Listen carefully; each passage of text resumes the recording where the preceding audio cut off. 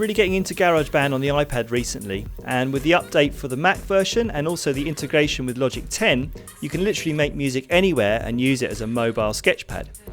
So in this video I'm going to show you how to build up a quick idea which I'll then upload via iCloud so I can continue working on it on my laptop. So let's start off by creating a new song.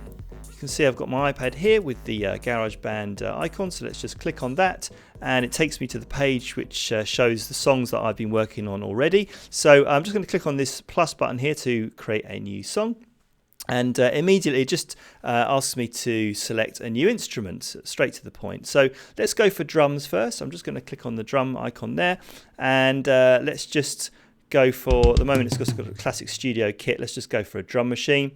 Here we go, house drum machine, which is brought up. And we've got some classic sounds here, 909, 880 kind of sounds. I can also play these sounds from my keyboard. I've got it connected using the lightning to USB connector here. But I'm just going to use the pads for the moment. So there's a few things we need to do just before we start recording. I'm just going to click on this little kind of wrench icon here, and let's set the tempo. It's 110 at the moment. Let's go for 125.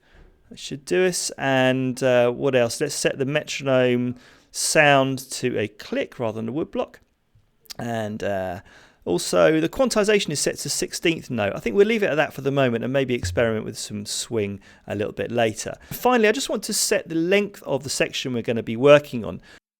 At the moment, if I click on this plus button here, you can see it's got our first section, section A, and it's got it as 8 bars. Let's change that to 4 bars. There we go. So we should be good to go now. Let's just play that just to make sure the metronome is sounding. So let's just put in our kick drum.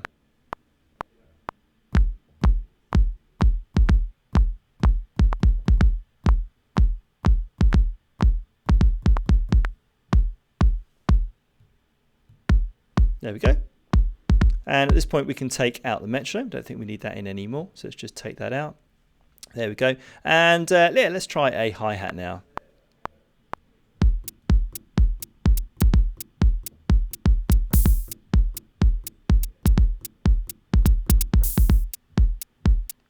And maybe a clap.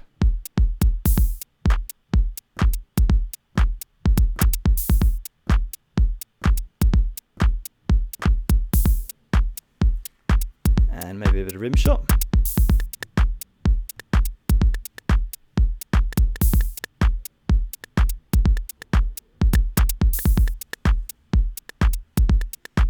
And you can hear it's quantized it as I've been putting it in. Sounding good. And a little nice ride cymbal there. So let's put a bit of swing on this. I'm just going to click on this control button here, and it's got multiple quantization. Let's put this to, oops. That's 16 swing heavy, it's a bit too much. Let's just try the light version. 16 swing light, there we go. Cool, so that's our first part. We've got a drum track now. So if I click on this button here, which takes us to our arrangement, you can actually see the part here, and this is our region, and we can go in and edit this. If I just double click on that, you can see we have some menu selections here. We could just click on the edit on there, and then you can see it represented there. Brilliant, just like the piano roll in Logic or GarageBand. But that's sounding pretty cool to me. The next thing I want to do is to try a bass line. So I'm just going to click on this add track kind of plus button down here. There we go. And let's flick over to the keyboard. And it defaults to a grand piano, which I can also play on here. So let's go for a bass sound. Let's try this one here. There we go. Put it down an octave, and that's cool. Let's just play it with the beat just to see the level.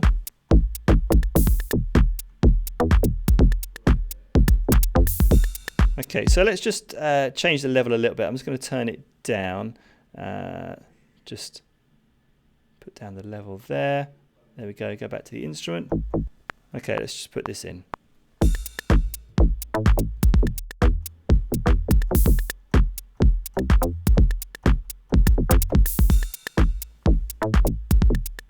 So I didn't have the quantize on there. It's a little bit out of time, but we can easily rectify that. We just go to the quantization here again, and let's give it the same swing as the drums, 16 swing light.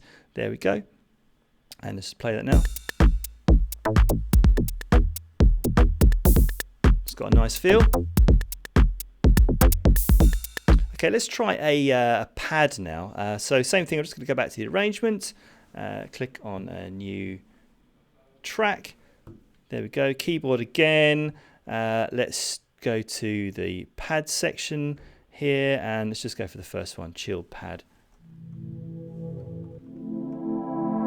It's really loud. I can hear already that's a little bit loud, so I'm going to do the same thing. I'm just going to take the level down a bit. There we go. Go back to the instrument. So I'm just going to follow those bass notes. It was going from an A to an E to an F. So let's record that in.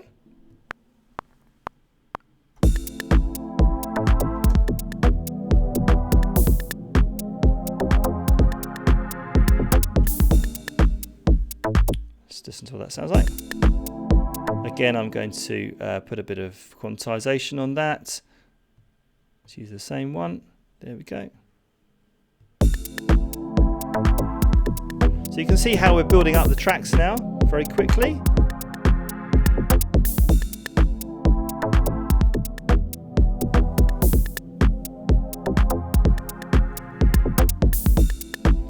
Cool, that's a nice part. Now let's have a look at Apple loops. Maybe we could try adding a percussive part to this. So I'm just going to click on this Apple loop icon here, and first of all, we can select the instruments here. We've got all sorts of instruments: guitars, drums, bass, whatever. So let's try the shaker. I'm just going to press play again so we can actually play along with these.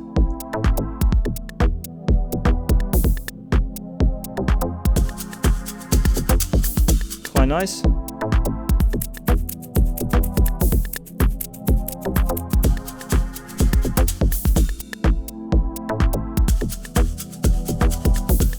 Quite like that one there, that's great.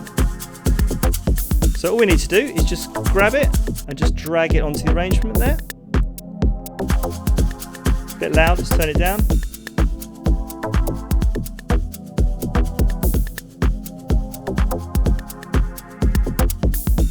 So there's a few ideas there. I think the next stage is to save this song and to upload it to iCloud so we can bring it up on the laptop and do a bit more work on it. So I'm just going to click on My Songs. It's just going to save it there. It's given it a kind of default name. So let's just click here and just give it a new name. Let's try Deep 1. There we go. Done. And then I'm just going to click and hold and then upload song to iCloud. There we go. And then as long as we have our iCloud set up properly on the computer, those should appear when we launch GarageBand. So let's come back and have a look in a minute. Okay, so I'm on my laptop now. The next stage is to try to import the song that we created on the iPad into GarageBand. So I'm just going to go up to the File menu here and scroll down to iCloud and then Import GarageBand for iOS Song. Click on that. And miraculously it will bring up the 4 projects that I've got stored in my iCloud, and the first one here, or the most recent one, is the one that we created, which is Deep 1 .band. So let's just double click on that, and I'm going to click on Don't Save.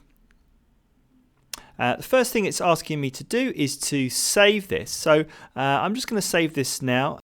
This means it will save it as a Mac version rather than an iOS version, so let's just click save. There we go, and straight away it's come up. So let's just hit play and see what it sounds like.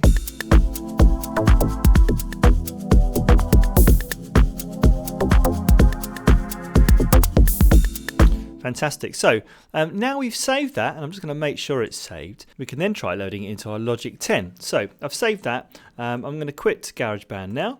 So I'm going to load up my Logic 10. There we go. And let's just go to Open. And let's find our iOS tracks. Here we go. And Deep 2, this is the one we just saved, if you remember. Click on Open, and let's close the current song. And again, it's asking me now to save this as a Logic 10 song. So I'm just going to click on Save. And there we go. It's opened it up in Logic 10 now. I'm going to play this.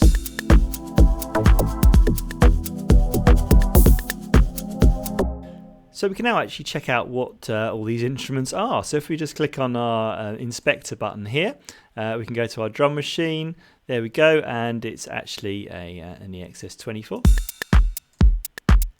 There we go, let's click on the editor, basic drum machine. There we go, and we can go to this exoplanet sound here, this lovely bass sound. And this is actually a retro synth. I'd imagine it's an FM sound. There we go. Let's go to the chill pad sound. Another retro synth sound, there we go.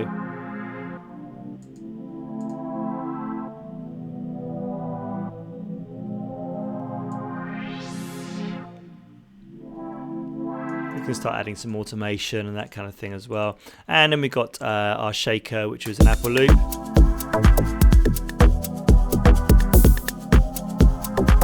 So there's loads of things that we could do in Logic 10 that we can't do in GarageBand, one of which is recording automation. Obviously it's a lot easier to start moving the arrangement around and kind of adding different sections and that kind of thing. But I love the integration of the iOS version of GarageBand with Logic and can definitely see myself using it more for sketching down ideas on the move.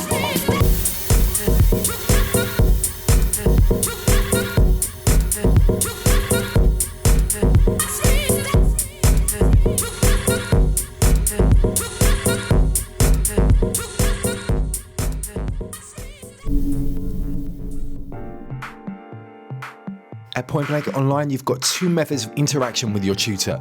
Firstly, you've got the weekly online masterclass, which is in real time. And then also we've got feedback on your assignments, and that's known as DVR. So the online masterclass is a 1-hour session you get with your tutor every week. You can ask questions about lesson content and get instant feedback, and also demonstrations on the fly from their computer desktop with our streaming technology. DVR stands for Direct Video Response, and the concept is really simple. You upload your Ableton, Logic or Cubase project file to your tutor, he downloads it and then pushes record on the screen capturing software and evaluates your work, so basically giving you one-to-one feedback. You see all of the mouse movements and any parameter changes made by your tutor. It's kind of like sitting in the studio over their shoulder watching what they're doing whilst they work. We've found the DVR process has truly revolutionized the way that we teach online, and the results speak for themselves. Book your place on a course now by visiting pointblankonline.net.